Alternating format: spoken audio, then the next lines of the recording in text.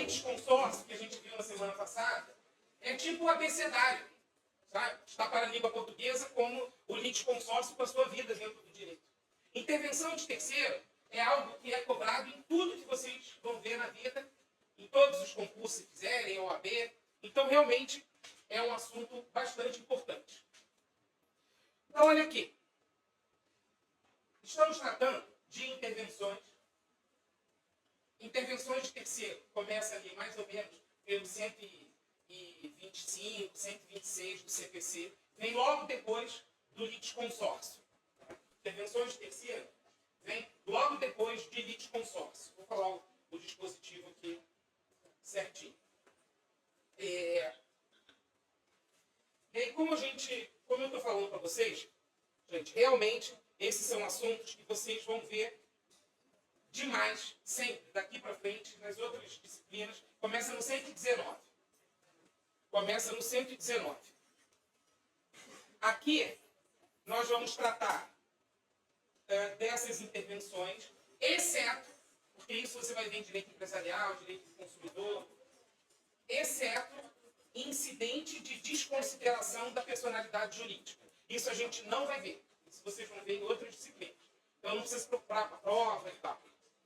Incidente de desconsideração, o IDPJ, incidente de desconsideração da personalidade jurídica, vocês não vão ver, tá? Não aqui, vão ver depois. Então, gente, nós estamos tratando da possibilidade de terceiros virem para o processo. Quem são esses terceiros? Quem não é autor, não é réu, não é também o Ministério Público, não é o juiz, ou seja, não é nenhum dos sujeitos processuais que está ali, e é sim alguém que está do lado de fora e que pode vir para o processo. Oi? Não entendi. Não, perito não é não. Foi bom você ter falado. Existem umas pessoas que elas podem se tornar sujeito indireto, como perito, como assistente técnico, como testemunha. Não é disso que nós estamos tratando. Nós vamos tratar de pessoas que vão se tornar parte. E na grande maioria das vezes, não em todas, mas na grande maioria das vezes, vão se tornar autor ou réu. Ou uma figura anômala, como a gente vai ver, figura do assistente simples, que ele não é autor, não é réu, ele é assistente, ele é uma figura própria. Tá. Não, representante não. Também bem lembrado. Está nesse rol de pessoas que podem vir a atuar, mas não são intervenientes de terceiro. Representante legal, uma mãe movendo ação representando o filho, por exemplo, ela se torna o que a doutrina gosta de chamar de sujeito indireto. No entanto, não tem nada a ver com o que a gente está vendo aqui. O que a gente está vendo, o que a gente vai ver, são especialmente terceiros que se tornam autor ou réu ou uma figura próxima disso. A gente vai ver. Vamos ver os exemplos. Não imagina muito, não. Vamos ver os exemplos aqui, vocês já vão entender. Então, olha aqui, gente. Até, normalmente eu boto no quadro, ou eu explico isso, mas para a gente não ter risco de não dar tempo de nós vermos essas intervenções que nós vamos ver, e vamos ver com calma, eu já botei aqui nesse material que vocês têm aí disponibilizado. Então, pensa aqui. Você tem uma ação de um banco, porque duas pessoas pegaram um empréstimo, que se chama mútuo, e aí o banco, na hora de cobrar, porque eles não pagaram, o banco cobra só de um deles. Ação em face de um dos devedores e o outro fica de fora. Aí você já começa a ver que existem situações estranhas. Ora, duas pessoas pegaram um empréstimo no mesmo contrato e o banco pode cobrar só um deles. A gente já viu semana passada que sim. Porque a gente viu que o litisconsórcio pode ser facultativo em decorrência de lei. Lembra disso, quem estava aqui? O litisconsórcio pode ser facultativo ou necessário, porque, primeiro critério, em decorrência de lei. Aí eu falei que o Código Civil nos diz, a ali pelo 275, 276, lá do Código Civil, que se são devedores solidários, o credor pode cobrar de um, ou de outro, ou dos dois. Então, o banco, no item A ali, ele escolheu quem tinha mais dinheiro e cobrou só dele. É até uma atitude inteligente, porque ele está brigando só com um, não está brigando com dois. Outra situação, depois a gente vai ver onde se enquadram essas intervenções, esses exemplos que a gente está vendo aqui. Alguém compra um imóvel de outra pessoa.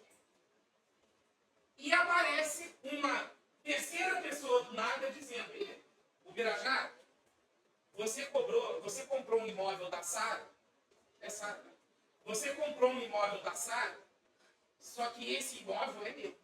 Aí aparece a Kézia na minha porta, dizendo: olha, você comprou um imóvel lá da Sara, mas esse imóvel é meu. Então, Birajara, você se resolve aí, porque se você não botar esse imóvel no meu nome, enfim, se a gente não regularizar, a Kézia vai e me processa. Olha, se a Kézia mover uma ação em face de mim, eu comprei esse imóvel de quem? Da Sara. Quem eu vou querer trazer para o processo? A Sara. Isso se chama evicção. Vocês vão ver isso lá no direito civil, vocês já viram. É um fenômeno chamado evicção. É quando você perde um bem por sentença.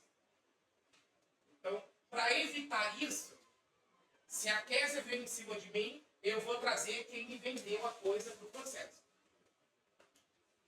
Concorda que se eu comprei um imóvel de alguém, esse alguém é garantidor, né? Então, se eu estou no risco de perder esse imóvel, eu vou trazer o vendedor para o processo. É essa situação aqui. O sujeito comprou um imóvel e aparece outra pessoa e reivindica. Outra situação. Coloquei só os exemplos. Aquilo que eu ia digitar, escrever no quadro e tal, eu já deixei os exemplos aqui mais clássicos. Sempre envolvendo uma briga num processo entre A e B. E tem um terceiro do lado de fora que pode aparecer, ou eventualmente não. É isso que eu quero mostrar para vocês. Olha o exemplo 3. Flamengo se envolve em um litígio com o João, que é o seu principal jogador. Lauro, que é Lauro? Lauro não tem nada a ver com história. Lauro é um torcedor fanático. Que ele quer ingressar no litígio porque ele é tão fanático, que ele quer ajudar, por exemplo, o Flamengo ou o jogador em benefício dele, do sentimento dele como torcedor fanático. É um terceiro, não é? Você acha que ele vai poder entrar no processo?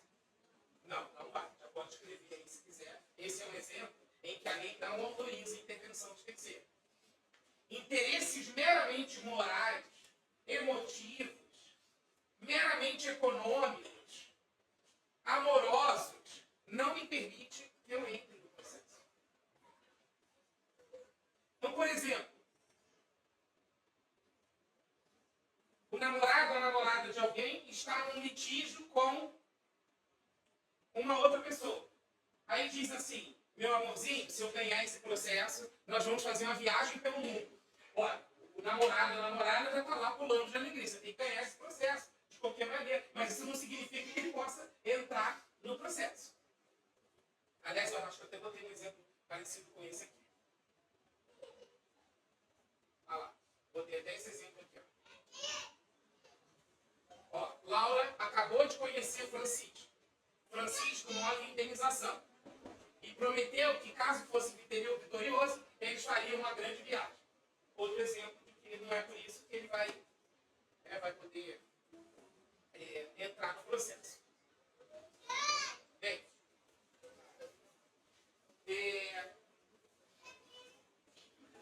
isso, o 4 pode ignorar. O 4 é de IDPJ, a gente não vai ver não, tá? Pode ignorar o 4, porque ele é de IDPJ. Pode falar. A aluna Érica casou hoje. Casou hoje? Parabéns. E o marido não veio?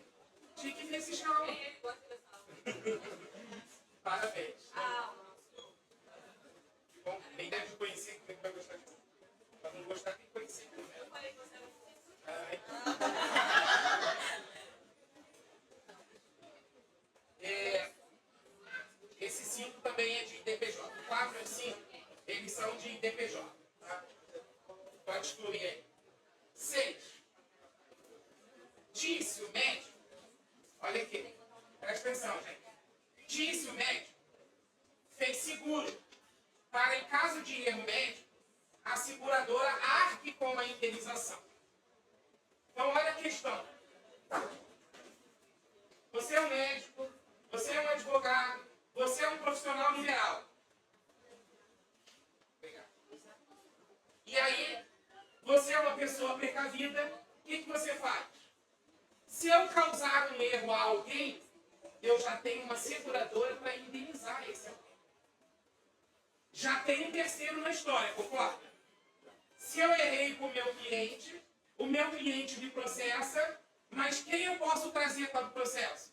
A seguradora. Eu posso trazer a seguradora para o processo. Sempre aqui nós vamos ter pelo menos 3 pessoas. 2 litigantes, no mínimo, e uma pessoa do lado de fora. Sim.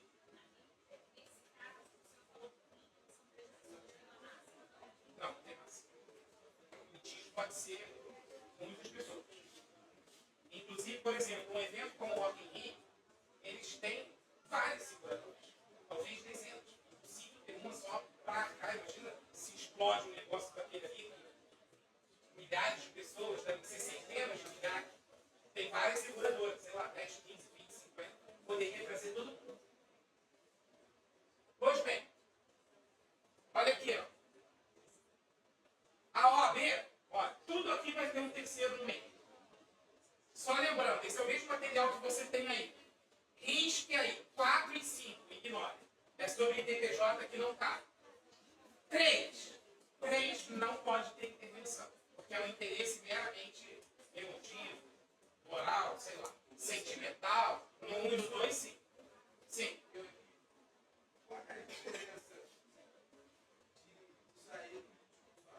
Então, boa pergunta também, que são próximas. Eu vou te dizer a diferença.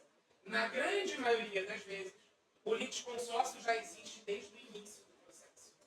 E aqui, o terceiro vai entrar no meio dele. Na grande maioria. Só que a gente vai ver que um deles ali, ele se confunde com o litisconsórcio mesmo. Que é a hipótese do chamamento. A gente vai ver. O chamamento gera um litisconsórcio. A gente vai ver isso. Então, os dois se unem. Mas a gente vai ver. Muito bem. Essa pergunta mostra que você está entendendo tudo. Bem, vamos lá. No dia que não cabe intervenção, é o exemplo do namorado. Mas que intervenção cabe? Calma, a gente está só esquentando, a gente já vai ver. 8. Servidor federal causou prejuízo a um contribuinte que moveu uma ação em face da União.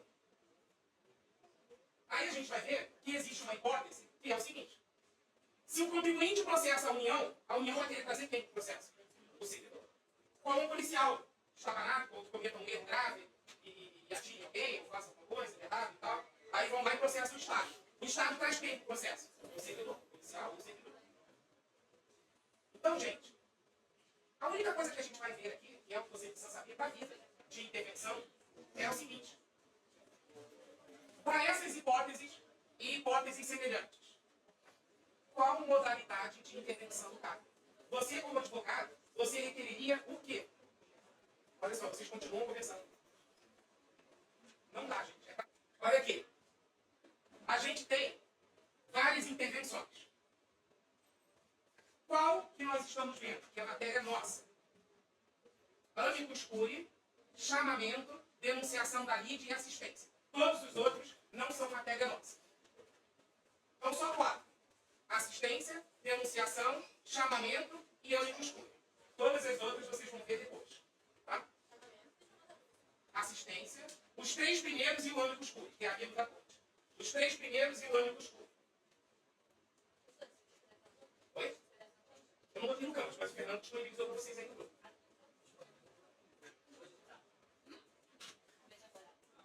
Pois bem. Sim. Cada um deles, cada uma dessas 4. Aí eu vou voltar nos exemplos para vocês verem as hipóteses. Então, depende, a denunciação também é. Então vamos seguir aqui. Então vamos lá, botei mais alguns exemplos, mas agora você vai ver que em seguida a gente vai tratar de assistência. Então, eu coloquei 3 exemplos aqui, agora só para a gente debater assistência. Só para a gente debater assistência.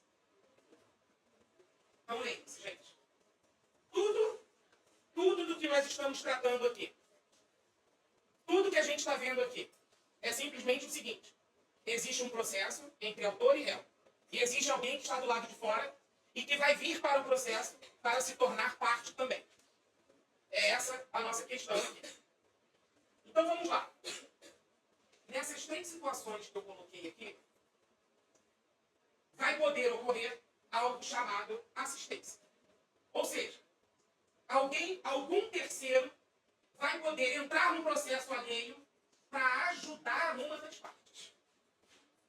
Então, olha que interessante. Existe um processo entre o Guilherme e o Caleb. Um autor e outro réu. E eu acho o seguinte, olha, eu tenho interesse jurídico na vitória do Guilherme. Eu entro no processo para peticionar, contrato um advogado, para atuar em favor do Guilherme contra o Caleb. Isso se chama assistência. Muito mal comparando. Olha o que eu falei, muito mal comparando. Mas é porque o penal vocês entendem de plano. O penal é apaixonante, né? Então,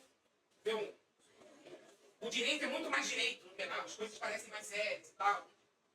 Então, por exemplo, no assassinato da filha da Glória Pérez, da Daniela Pérez, lá antes de vocês nascerem, a maioria, foi em 91. Tu deve ser de 2000, então nem seus pais. Até tua mãe era criança. Então, olha o que aconteceu. O assassino, Guilherme de Pádua, e a mulher dele lá, Zé Tomás, Paulo Tomás, mataram a Daniela Pérez. O MP moveu uma ação penal contra os dois. E quem foi o assistente nessa história? A Glória Pérez. A Glória Pérez contratou um grande advogado, se eu não me engano, Arthur Lavigne, que atuou como assistente de acusação. Então, a Glória Pérez, uma terceira na história, mas com interesse jurídico na condenação, porque foi a filha dela, e aqui não é meramente emotivo, porque ali é jurídico mesmo. Na verdade, ela é herdeira e tal, então ali tem autorização legal para atuar. E, enfim, é um assistente de acusação que estava junto com o MP, com falas, né, com possibilidade de fala, de detecção, de sustentação, contra os assassinos. Inclusive, depois você pode bater no YouTube um debate entre o Arthur Lavigne, que era o advogado da Glória Pérez, tem isso lá, e o MP também estava atuando, e o Paulo Ramalho, defensor público da época, né, que era um grande defensor ali, enfim, e atuou ali tentando fazer o que pôde, e ainda bem que ele nada conseguiu, porque eles foram condenados. Não é qualquer pessoa que vai ser assistente. Não, tem o herdeiro, né, sucessor, enfim, normalmente cônjuge, que vai ali atuar com o propósito de ver a condenação do preso. Eu não sei, deve ter limite lá. Isso é lá no processo penal. Você vai ver isso no processo penal. Com certeza sim, mas até certo limite. Meu filho, por exemplo, com certeza. Mas eu não sei, por exemplo, irmão eu já não sei. Isso, é mais um contra o condenado. Porque é o MP e o assistente de acusação. É disso que estamos tratando aqui? Não exatamente, mas é bem parecido. É bem parecido. Na minha história aqui, eu vou atuar como assistente do Guilherme contra o Caleb. Hipoteticamente. Então, olha aqui. Isso que eu acabei de falar, mas por que eles estão brigando? Então, vamos para cá. Vamos aqui, por exemplo. A proprietário de imóvel moveu ação de cobrança de aluguéis em face do locatário, que não está pagando. Mas o locatário tinha um quê na história? Um fiador. E o fiador não foi incluído no processo. Ele até poderia dizer, pô, excelente, estou feliz da vida. Beleza, para ele é bom.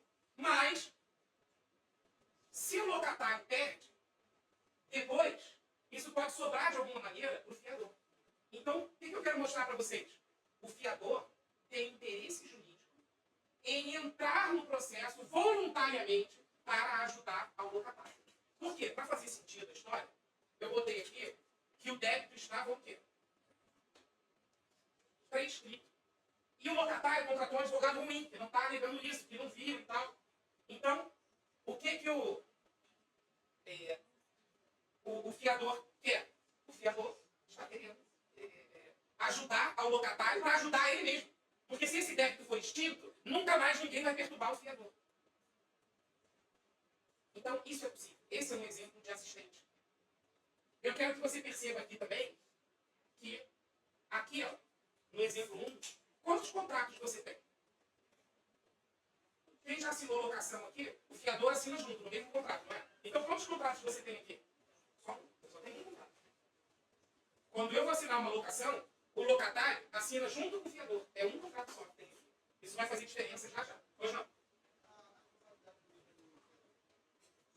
Então, ele tem uma responsabilidade que, a princípio, não é solidária. É subsidiária. Porque ele só pagaria se o locatário não pagasse. Mas esquece isso. Você vai ver em obrigações. Estão estudando obrigações? Então, em civil, em teoria geral, né? O semestre que vem deve ser obrigações. Aí vocês vão ver que existe a possibilidade de você renunciar ao benefício de ordem. Isto é, essa história de que primeiro atinge o locatário para depois ir no fiador, isso não existe, porque todo fiador abre mão desse benefício. Então ele acaba sendo um devedor solidário mesmo. Mas, se você fosse responder em tese, numa prova, a responsabilidade do fiador é subsidiária. Você só o atinge depois que esgotar os bens do locatário. O que não acontece nunca porque o fiador sempre abre mão disso. Porque o Código Civil permite. Mas isso vocês não têm obrigações. Pois bem. Então, eu estou dando exemplos para você enxergar o que o dispositivo legal fala. E o que ele fala, a gente já vai ver. Banco Itaú emprestou muito empréstimo de dinheiro. Emprestou dinheiro a W e Y. Como o Y não tem mais patrimônio, o Itaú cobrou só dele. E não cobrou do W. Eles não pagaram. O Itaú foi em cima de quem tinha mais dinheiro. Só que o W quer entrar no processo, quer ajudar. Porque, afinal de contas, inclusive, se os dois devem e um paga tudo, o que eu paguei pelo outro devedor, eu vou cobrar dele depois. Então, no B aqui, por exemplo, podia estar prescrito. Então, o cara que está do lado de fora, a mulher que está do lado de fora, quer entrar no processo. Para conseguir a quitação da dívida. Ou está prescrito, ou a dívida foi paga e o Itaú está enganado, ou tem juros extorsivos, etc, etc. Isso é o que mesmo interessa. Lembra, a nossa disciplina é de processo, não é de direito material. Então aqui, ó, W ficou de fora e pode entrar no processo. E quem ele vai querer ajudar aqui? Quem ele vai querer ajudar? O Y. Quem o fiador vai querer ajudar aqui? O réu, o locatário. Se ele não quiser entrar no processo, ele faz então outro. Não, tudo bem. Mas ele está ali com um apêndice, ele está ali com um problema eventual. Porque se o Y pagar tudo, ele pode cobrar metade do que pagou do W depois. E de repente o processo tem erro. Aí o W entra no processo para matar, para ninguém vir em cima dele depois. Essa é a ideia. Entendeu? Tem como ele processar o banco depois de ter processado só ele? Não. Olha só, eu sou o banco. Eu emprestei dinheiro para você, Júlia, e para Kézia. Para ser tudo bem, Kézia. Só que eu banco, cismo com você e cobro só de você. Se você pagar a dívida toda no final, você vai cobrar metade dela. E aí a Kézia, sabendo disso, ela se antecipa e entra no processo para te ajudar. Porque ela está vendo que a dívida de 1 milhão, de repente, pode baixar para 200 mil. Então isso é extremamente viável. Entendeu? Gente, olha só. O banco tem 2 devedores. Ele cobrou só de um. O outro que está do lado de fora entra no processo para ajudar o coleguinha. Porque É sempre uma configuração voluntária. nesse caso é voluntário. É uma diferença para o litisconsórcio. Em 99,9% ele já existe desde o início do processo. Aqui não. Aí você vai dizer, o W não tem mais o que fazer, não tem namorado, não tem namorada, tem dinheiro sobrando para entrar no processo. Sabe por que a gente está pensando isso? Tá? Você está pensando isso porque você está pensando pequeno, numa dívidazinha merreca de 10 mil. Pensa num negócio de 100 milhões. Tem gente que deve 100 milhões, tem tanto dinheiro que... Então, você pensa que o BNDES emprestou 1 bilhão para a Petrobras e, sei lá, para uma seguradora no mesmo contrato. Aí o BNDES vai lá e cobra só da Petrobras e não cobra da seguradora. Você acha que a seguradora vai ficar de braços cruzados do lado de fora, deixando o outro discutir 1 bilhão que também tem a ver com ele? Não, ele vai entrar no processo. Certo? Entendeu? Quando você vira esses exemplos, não pensa em pinga, não. Coisinha de 10, 20 mil. Pensa grande. Quê? Bem, outro processo aqui, ó. Tício. Aqui é a história da seguradora. Tício, lá eu tinha posto um médico, aqui eu pus um advogado. O cliente contratou o advogado errou. Mas o advogado é esperto. Ele tinha o quê aqui, ó? Eu acho que daí nem dá para vocês verem a história. Mas está aí no grupo, tá? Se vocês quiserem acompanhar, não esperem aí. O advogado tem uma seguradora. Então, o cliente processa o advogado, porque ele errou. Então, o cliente perdeu lá 100 milhões com o advogado que errou feio. Quem é que está muito preocupado com essa história? A seguradora. Porque se no final o advogado tiver que desembolsar 100 milhões pro tício ali, o advogado vai cobrar de quem? Da seguradora. Então a seguradora tem total interesse em entrar no processo para ajudar o advogado. Então isso tudo é bem viável. É pior para a pessoa depois ela se Isso é assistente, sim. Tá? Eu vou editar tudo antes dela ver. Aqui, ó. Pendendo a causa. Então, vamos lá, vamos ler a lei. E aí agora vocês vão ver na lei que ela previu exatamente os exemplos que a gente acabou de ver. Pendendo a causa entre duas pessoas, então, ó, pendendo a causa entre o Caleb e o Guilherme, um terceiro, eu, por exemplo, tenho interesse em que a sentença seja favorável ao Guilherme. E aí o que eu faço? Vou pedir, vou requerer para intervir no processo para assistir. Oi? Me prometi. Por quê? Porque eu, na história, quem sou? Eu sou o W que ficou do lado de fora. Eu sou o segurador. Eu sou o fiador. De modo que, se depois o Guilherme é condenado a pagar 1 milhão, pode ser que quem vai pagar depois esse 1 milhão sou eu, quem pode vir contra mim. E, de repente, eu não confiei muito na atuação do advogado dele, então o que eu fiz? Eu me antecipei ao processo e entrei lá para ajudar. Só que o interesse tem que ser o quê? Olha a palavrinha mágica aqui, ó. Não pode ser o namorado que está a fim de viajar. Não pode ser o torcedor do Flamengo que está querendo ficar mais feliz com a vitória do time. Isso é uma situação meramente emocional, amorosa, mas tem de tudo. De jurídico não tem nada. Sim. Tem um contrato. Aqui tem um contrato também, no A e no B. No C não. No C tem 2 contratos. Porque a seguradora é um contrato à parte. E aí é importante isso ficar claro, porque a assistência ela tem uma divisão ali. Então, quando tem um contrato só, ela é chamada de assistência qualificada. E quando tem 2 contratos, ela é chamada de assistência simples. Pode falar. Vamos lá. Anote aí, se você anota, que o interesse jurídico, anote aí, ó, o interesse jurídico depende de uma ou outra situação. Vou falar quais são. O interesse jurídico depende de uma ou outra situação. Primeiro, o terceiro precisa fazer parte da relação jurídica objeto do processo. O terceiro precisa fazer parte da relação jurídica objeto do processo. Exemplo, ele é devedor também. Que são os exemplos? A e B. Ele é devedor, ele é fiador. Então, ó, A e B aqui, eles, nos exemplos A e B, o terceiro faz parte do litígio. Ele faz parte do contrato. Por isso que ele pode intervir.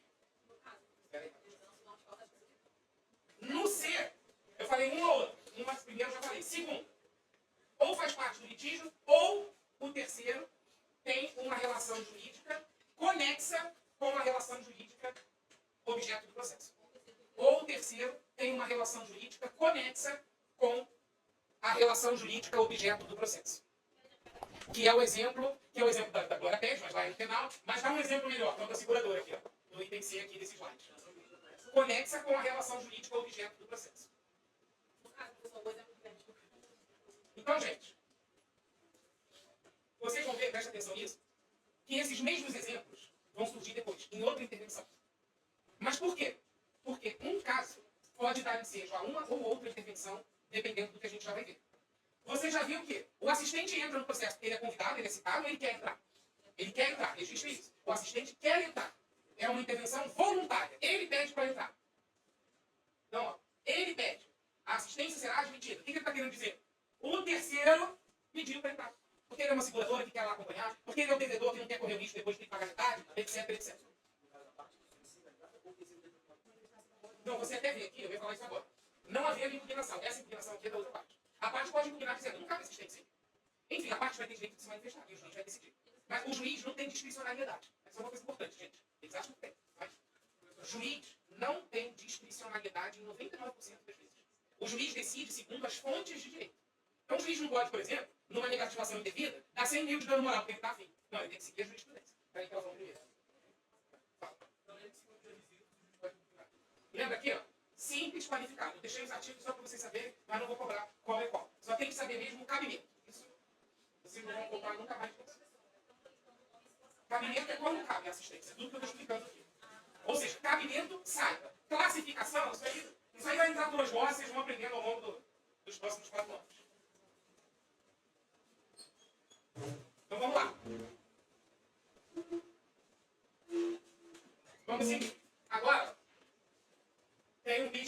chamado denunciação da lide. Então, ó, denunciação da lide. Coloquei 3 hipóteses. Aí vocês vão perceber que as hipóteses aqui vão ser as mesmas. Até deixei os nomes aqui, as 3 ou 2 das 3, são as mesmas. Por quê? Lembra que o assistente ele entra por vontade própria, correto? Lembra que a seguradora queria entrar por vontade própria? O médico não quis chamá-la, ok? Mas ele pode trazer. Agora é isso que a gente vai ver. Agora a gente vai ver a hipótese em que o médico quer trazer a seguradora. O médico não quer pagar para ver. O médico não quer pensar assim, eu tenho uma seguradora, mas eu mesmo me garanto. Se eu perder no final, eu vou atrás da seguradora. Não. Aí vocês vão ver que a lei diz o seguinte. O médico, você tem uma seguradora e você está sendo processado, traz logo a seguradora. Porque se você perder, porque você perder, você já cobra da seguradora. Olha a economia processual. Não é uma economia processual? Então pensa. O advogado perdeu o prazo. Mas ele tem uma seguradora. Por quê? Porque ele pensa, um dia eu posso perder o prazo. Tem uma equipe enorme aqui, 20 advogados trabalhando para mim, é um advogado pensando. Vai que estava no Facebook, não estava no dia bom, o advogado ferra, estava no... O advogado até perdeu o prazo mesmo, causou um prejuízo para o cliente de 100 milhões, aí veio o cliente, uma conta de 100 milhões contra ele. Só que ele tinha lá um seguro, porque ele é esperto, e tinha processos grandes, ele é como um Rock in Rio, ele não vai fazer um evento desse sem seguro. Então ele tinha uma seguradora que assegurava até 500 milhões de prejuízo. Então, quando o cliente vem em cima dele, ele vai trazer quem para o processo? A seguradora. Qual é o nome disso? Denunciação da lide. Ele vai denunciar a lide da seguradora, porque senão já vai aparecer aqui na tela. Professor, mas é a mesma hipótese. É a mesma hipótese. Sabe qual é a diferença? Numa hipótese, ninguém chamou a seguradora, ela que quis entrar. Na outra hipótese, trouxeram a seguradora. A denunciação, registre isso aí, a denunciação é uma intervenção forçada. A denunciação, o nome está aqui, ó, em azul. A denunciação é uma intervenção forçada. É isso que a gente vai ver agora. Então, olha lá. Olha a hipótese da compra do imóvel. A Sara comprou um imóvel da Késia e ela apareceu lá na Késia. Késia, esse imóvel é meu. E quem fez nada, eu processo a Késia. A Késia vai denunciar quem para a Lídia? A Sara que vendeu o imóvel para ela. A lei fecha direitinho isso. Não, mas ela é obrigada? Não, ela não é obrigada. Ela pode no final esperar atender e depois ela vai lá atrás da Késia. A lei só está dizendo, se você quiser, traga para tudo ser discutido num processo só.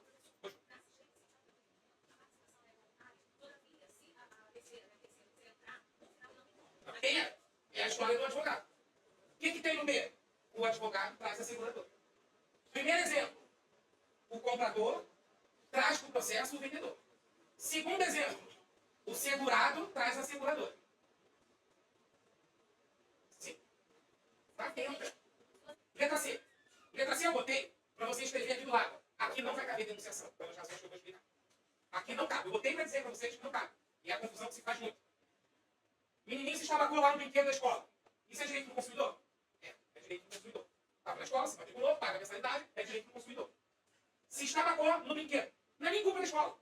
A escola comprou o brinquedo no melhor fabricante do mundo. Mas cagou, quebrou. A escola, pelo CDC, vocês vão ver, é responsável também, artigo 12 e seguinte do Código de Defesa do Consumidor, só para você entender. Sim. Não, esse é consumidor verdadeiro mesmo, destinatário final. Equiparação é quando você não participa da relação de consumo. Aqui a criança é consumidor, ela é um consumidor por equiparação e se eu for atropelado por um ônibus. Eu não paguei passagem, eu não estou na prestação de serviço, mas eu sofri em razão da prestação de serviço. É consumidor por equiparação. Um avião caiu na tua casa, é consumidor por equiparação. Eu não comprou passagem, não sei o que, na frente do dia, pelo... Igual que é. Se você é um advogado da escola, que foi processada, você vai querer trazer quem para a história aqui? O fabricante. Só que o Código de Defesa do Consumidor veda. O Código de Defesa do Consumidor não permite intervenção de terceiro na relação de consumo. Só a seguradora. O fornecedor só pode trazer segurador para o processo. Então, aqui, ó, não cabe por uma razão muito simples. O artigo 88, depois você pode ler, ser estudioso, amanhã à noite você vai estar lendo, estudando. Artigo 88, menos a Erika que casou. Artigo 88 do Código de Defesa do Consumidor veda a intervenção de terceiro. Qual única intervenção que cabe direito do consumidor é o chamamento. É a seguradora, que aí nem é a denunciação. É chamamento ao processo que a gente vai ver. É a próxima. Oi? É um outro nome que a gente vai ver aqui. Vai cair esse CDC? Não, não vai cair. É porque é muito fácil confundir, por isso que eu dei esse exemplo. Mas você risca aí, não cabe por relação da lei. Espera aí, rapidinho, ela levantou antes. Vamos seguir aqui. Conceito para 1, 2, 5. Vamos lá. Vamos lá, gente.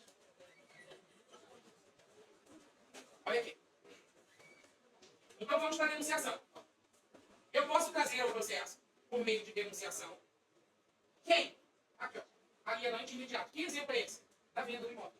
Quem é alienante? Alienante é quem vende. Então, aquela historinha, ó. Késia comprou da Sara. E eu, Birajara, vou em cima da Késia. Késia, esse imóvel não é teu, não. Oi? Não, mas é porque eu sou um outro. Então, eu processo a Késia. A Késia vai trazer quem? O alienante, a alienante imediata. A alienante imediata é quem vendeu. Quem vende algo é responsável pelo que vende. Isso acontece muito em carro. Quem compra carro usado, que é um bom negócio, é mais barato, comprar um seminovo e tal, aí você compra de pessoa física. A pessoa não tem a menor ideia dos riscos que está correndo. Porque se você compra de uma pessoa física, para começar você não sabe se essa pessoa está com débito. Porque se ela tiver, ela pode estar cometendo fraude. E aí o credor depois vai vir em cima do carro que você comprou. Você vai ver isso mais adiante. Então, se você for comprar um carro de alguém, primeira coisa, vê o nome dele no Serasa, vê o nome dele no TJ, para ver se ele não está devendo. Porque ele pode estar te vendendo para fraudar. E aí depois o credor dele vai lá em cima de você. Mas enfim, o alienante imediato, ou ainda, olha o 2. Quem que eu vou trazer para o processo? Aquele que estiver obrigado por lei a pagar o prejuízo. Por lei ou por contrato. Me diz um exemplo aí de alguém por contrato que a gente viu que tinha o dever de pagar o prejuízo. A seguradora. A seguradora. O outro devedor também. O outro devedor também. Só que aí vai entrar, que é o chamamento ao processo. Aí a gente vai ver aonde. Então, a denunciação da lide é a situação em que eu trago para o processo aquele que vai pagar o meu prejuízo no final, se eu perder. A denunciação nem sempre é uma boa estratégia. Pensa você lá naquele advogado. O teu cliente está dizendo que você perdeu o prazo, mas você tem certeza que não perdeu. Você acha que vai ganhar. Você vai trazer a seguradora se você tem convicção de que vai ganhar? Ah, eu vou trazer com precaução. Tome cuidado. Por quê? Se você trouxer a seguradora, denunciação da lide, e se no final você ganhar, você trouxe a seguradora à toa, concorda? Vou voltar no exemplo. Eu, Birajara, fui processado por um cliente. Está me cobrando 100 mil. Eu tenho certeza que eu não errei. Mas por precaução eu trago a seguradora. E eu ganho no final. Eu não trouxe a seguradora. Eu vou ter que pagar um horário de sucumbência lá para a seguradora. Porque eu trouxe a seguradora à toa. Inclusive o Guilherme perguntou que eu disponibilizei o material de horário de sucumbência. Isso a gente vai ver depois da prova. Ah, isso é um assunto nosso, mas a gente vai ver depois da prova. Não cai na prova. Mas como eu falei no início, a gente tem 2 aulas ainda depois da prova. 2 aulas limpinhas. Não tem prova, não tem segunda chamada, é só a aula mesmo. Você está dando exemplo secretário, mas no caso do autor também. Se eu for processar, trazer, por exemplo, trouxer os dois, eu vou ter que pagar. Vai ter que pagar seus custos e sucumbência. Então, às vezes, né, nem sempre convém fazer a denunciação da lide. Pois bem. Ó, só para você saber. Eu falei que no Código de Defesa do Consumidor, o fornecedor só pode trazer quem?